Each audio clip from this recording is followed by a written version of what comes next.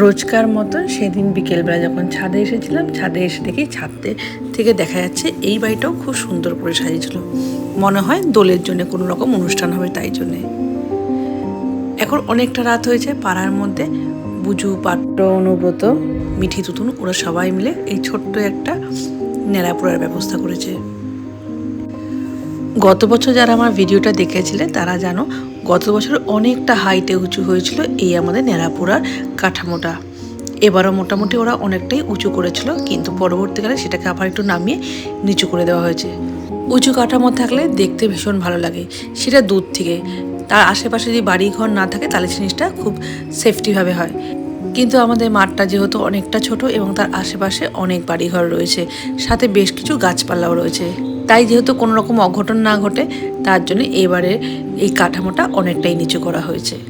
খুব নিচু হলেও এই যেহেতু শুকনো গাছপালা এবং যেটা বাঁশ রয়েছে তার জন্য আগুনের তাপমাত্রাটাও অনেকটা বেশি এবং উচ্চতাটাও অনেকটা বেশি হয়েছে, কিন্তু দেখতে ভীষণ ভালো লাগছে। এইখান থেকে চাঁদ, আগুনের এই আলোর ঝলকানি আর সাথে এই একটা শুকনো আমড়া গাছ। আগুন নিয়ে ছেলে খেলা নয়, এই প্রবাদটা ছোট থেকেই শুনে এসেছি। আর এই আগুনের সাথে যে দুর্ঘটনাটা ঘটতে পারে, বিশেষ করে ন্যাড়াপোড়ার দিন, এইটার অভিজ্ঞতা আমাদের এর আগে একবার হয়ে গেছিলো। তাই আমাদের বাচ্চা কাচ্চাদের, মানে পাড়ার যে ছোটো ছোটো বাচ্চা কাচ্চা আছে আমাদের ছেলেমেয়েরা, ওদেরকে যদি আমরা বারণ করে থাকি যে এর থেকে বেশি হাইট করিস না, ওরা কিন্তু একবারে সেই জিনিসটা মেনে নেয়। যথেষ্ট উঁচু লাগছে এখনও হাইটটা, আর এর আগুনের তারটা বিভৎস জোরে আসছে। এরপরে এই সামনের যে আশেপাশে গাছগুলো থাকে এগুলো কিন্তু অনেকটাই ঝলসে যায়, তার জন্য এবার অনেকটাই নিচু করা হয়েছে। তারপরও এর শিখা অনেকটা উপরে উঠে যাচ্ছে।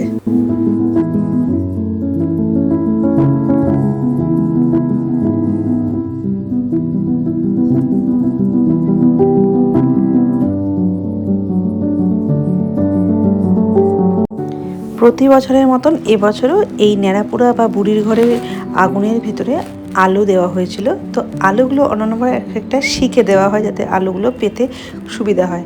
তো এবার ওরা আর সেই শিক যেহেতু পায়নি, ওরা আলুগুলোকে এমনিই দিয়েছিল। পরবর্তীকালে আলুগুলো পেতে সুবিধা হয়েছিল, এই কারণে ওরা আলুগুলোকে সব এক জায়গায় দিয়েছিল। ছড়িয়ে ছিটিয়ে দিলে আলুগুলো খুঁজে পেতে হয়তো একটু অসুবিধা হতো। আমার ভালো লাগে আমাদের পাড়ার এই বাচ্চাগুলোর। আর যাই হোক, ওরা সমস্ত এরকম যে রিচুয়ালস যেগুলো এখন অন্য পাড়ায় একদমই দেখা যায় না, তারা অন্যরকম নানা রকম জিনিসে ব্যস্ত থাকে। তো এখনকার দিনের ছেলেমেয়েরা যা হয় অ্যাকচুয়ালি, তো আমাদের পাড়ার এই বাচ্চা কাচ্চাগুলো ওরা সমস্ত কাজে ব্যস্ত থাকলেও ওরা এই ছোটো ছোটো জিনিসগুলোকে এখনও বজায় রেখেছে। এইটা দেখতে ভীষণ ভালো লাগে। অন্যান্য বারের তুলনায় এবারে যেহেতু আগুনের পরিমাণটা একটু কম থাকার ফলে আলু যেগুলো প্রথম দেওয়া হয়েছিল সেগুলো প্রথমবারে পুরোপুরি সিদ্ধ হয়নি। পরবর্তীকালে আলুগুলোকে আবারও একবার আগুনের ভিতর দিয়ে সিদ্ধ করা হয়েছিল। শুধু আলু দেওয়া হয়েছিল তা নয়, এবারে এর ভিতরে কিন্তু ছোলাও দেওয়া হয়েছিল। ওই বৌদি দেখছিলেন না, যেগুলো খুঁজে খুঁজে বার করছিল সেগুলো ছোলা ছিল।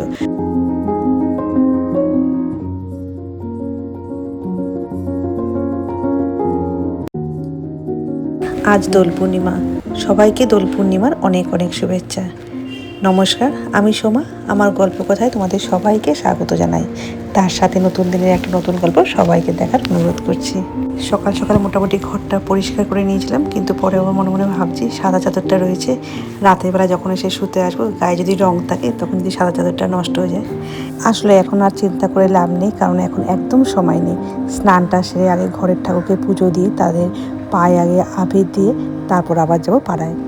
তো আমার পুজো শেষ হয়ে গেছিলো, তারপর দিদিভাই আর পটু এসেছিলো জগন্নাথ দেবের প্রায় একটুখানি আবির দিতে, আর সাথে মায়ের পায়েও আবির দেবে। আসলে আমাদের সবারই বাড়িতে এই একটা রিচুয়ালস রয়েই গেছে যে ভগবানের পায়ে আবির না দিয়ে বা বাড়ির বড়দের পায়ে আবির না দিয়ে আমরা কেউই আগে দোল খেলতে নামি না।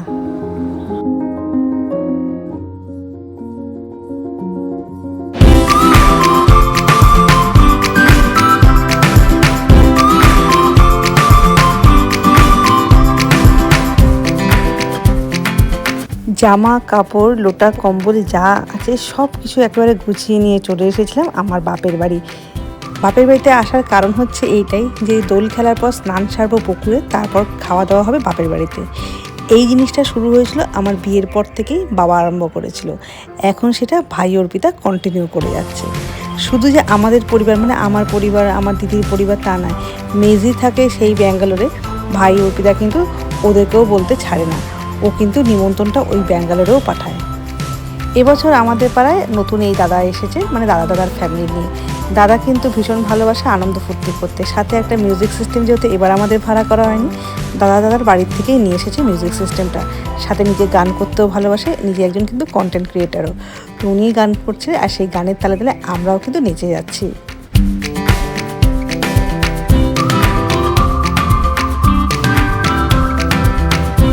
এখন ভালো মতন হাতে রং গোলা হচ্ছে। এর আগেও অনেককে অ্যাটাক করেছে ভাই, এখন হচ্ছে মাম বৌদির পালা। কিন্তু ওকে কেউ বকাবকি করে না, ওকে কেনে নিয়ে সবাই খুব ভালোবাসে। এই যে রং মাখালো, তারপর ওকে কি সুন্দর আদর করে মাম বৌদি আবার ভালো করে আবির মাখিয়ে দিল। এর আগে দীপা বৌদিকেও রং মাখিয়েছে, কিন্তু দীপা বৌদি ওই একই বকাবকি করতে পারেনি, শুধু একই কথা, বদমাস ছেলে, আমার দুদিন পরই বিয়ে বাড়ির নিমন্ত্রণ, তুই আমাকে এইভাবে কালো ভূত করে দিলি। কিন্তু ভাইয়ের কাছে দুঃখের বিষয়, ভাই আলপনা বৌদিকে আর রং মাখাতে পারেনি। পরিষ্কার মুখ নিয়ে আলপনা বৌদি বাড়ি ফিরেই গেছিল শেষমেশ।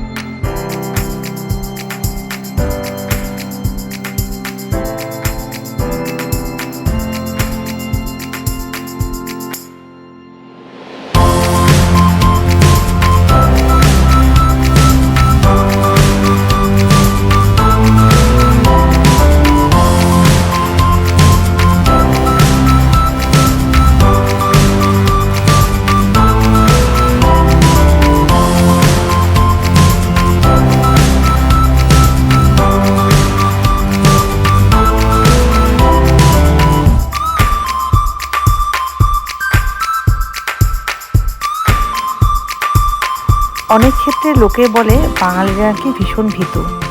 এই জিনিসটা আগে কতটা ছিল জানি না, কিন্তু এবার তার প্রমাণ পেলাম যে বাঙালিরা কিন্তু এখন আর আগের মতন ভীতু নেই। এবার দোলযাত্রাতে ছিল চন্দ্রগ্রহণ। যেহেতু চন্দ্রগ্রহণ ছিল, তার জন্য অনেক জায়গার থেকে শোনা গেছিলো যে এবারে নাকি দোল খেলা যাবে না, দোল খেলার দিনটা নাকি শুভ না। কিন্তু জানি না পরবর্তীকালে কী শুভ কী অশুভ ঘটবে সেটা জানা নেই। কিন্তু সবাইকে দেখেছি চুটিয়ে দোল খেলতে, বরঞ্চ যারা অবাঙালি তারা খেলতে দোলের পরের দিন। তো আর আমাদের যেহেতু একটা দিনই সময় এই দোলের দিন, তারা কিন্তু ওই জন্য পরের দিন হোলির দিনে দোল খেলবো সেই অপেক্ষায় রাখেনি। সবাই কিন্তু এবার দোলের দিনই পুরো দমে দোল খেলেছে, বরঞ্চ পরের দিন যাদের হোলি ছিল তাদেরকে সেভাবে হোলি খেলতেও দেখলাম না এবারে। তাহলে বাঙালিরা কিন্তু এখন আর আগের মতন ভীতু নেই। বাঙালিরা সারা বছর কুসংস্কার মানলেও কোনো রকম অনুষ্ঠানের দিন কিন্তু তারা আর কোনো কুসংস্কার মানে না।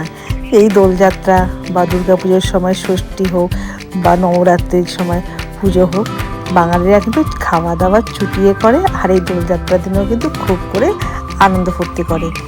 আর এই যে দেখে মনে হচ্ছে আমাদের এই মিঠির পাগল হয়ে গেছে, কিন্তু এই রকমভাবেই আমাদের দোলের আনন্দ হয়। আমরা কিন্তু দোলের সময় চিন্তা করি না এই রাস্তাটা কতটা নোংরা আর কতটা পরিষ্কার। আমরা ঠিক এইভাবে আনন্দ করি সবাই মিলে। এইরকম ধরনের আনন্দ কিন্তু একমাত্র নেশা ভান করেই করা যেতে পারে, সবার ধারণা। কিন্তু না, এরকম আনন্দ নেশা ভান ছাড়াও করা যেতে পারে। আর এই যে আমার ভাই একটা মুখোশ কিনে নিয়ে এসেছে, কালকে রাত্রির থেকেই এটাকে পড়েছে। এই মুখোশটা না দেখতে কেমন একটা অদ্ভুত, না এটাকে দেখে খুব যে হাসি পাচ্ছে, না এটাকে দেখে খুব যে রাগ হচ্ছে। এটাকে দেখে কেমন যেন একটা অস্বস্তি লাগছে। এই মুখটা এরকম ধরনের মুখালা মানে মুখোশ আমার অন্তত দেখা হয়নি এর আগে। কঙ্কালের মুখ, নানান রকম কালো কালো মুখ এইসব দেখেছি, কিন্তু এই মুখটা যেন কেমন একটা, সামনে থেকেই দেখাতে পারতাম তাহলে ভীষণ ভালো হতো। আর এই দোল খেলার মাঝখানে আমাদের অ্যাপেল একদম স্নান সেরে পরিষ্কার হয়ে এসছে, তাই সবাই অ্যাপেল বলছে অ্যাপেল তুই বাড়ি যা, তো স্নান হয়ে গেছে, তুই এখন নোংরা খাটিস না। কিন্তু অ্যাপেল ওই যে এসে আবার ও দোল খেলবে সবার সাথে। আর আমাদের অ্যাপেল যেমন দুষ্টু, তেমন কিন্তু আমাদের অ্যাপেল ভীষণ বুদ্ধি। আমরা সবাই এখানে দোল খেলছি, অ্যাপেল কিন্তু একা একা এই ফাঁকে বাড়িতে গিয়ে কিন্তু স্নান সেরে একদম দেখো পরিষ্কার হয়ে চলে এসেছে।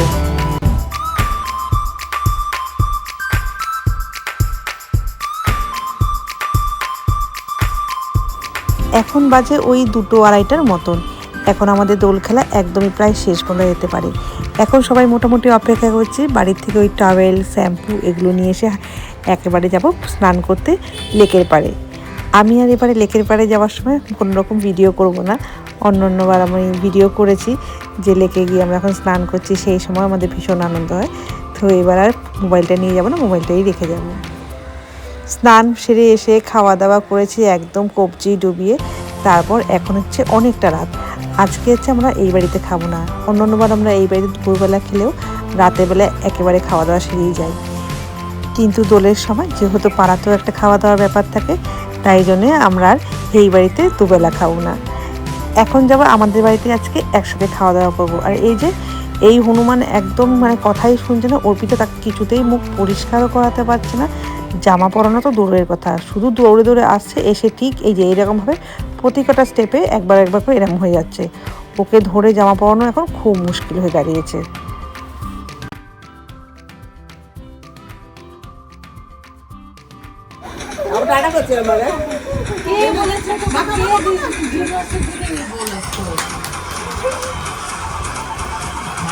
লেগে যাবে এরকম করিস না বাবা, এটা তো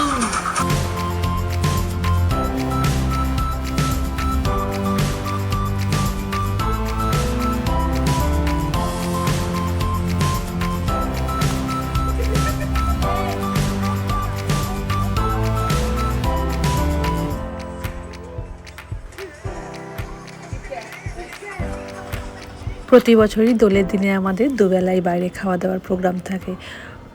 একবেলা থাকে বাপের বাড়িতে আর একবেলা থাকে পাড়াতেই পিকনিক করা হোক, রান্না করে বা খাবার নিয়ে এসে খাওয়া হোক। এবার দেখা যাচ্ছে সবাই মিলে একসঙ্গে হতে পারিনি, কারণ অনেকেরই রাতের বেলায় এবার একটুখানি প্রোগ্রাম পড়ে গেছে, তার জন্য সবাই মিলে একসঙ্গে খেতে পারিনি।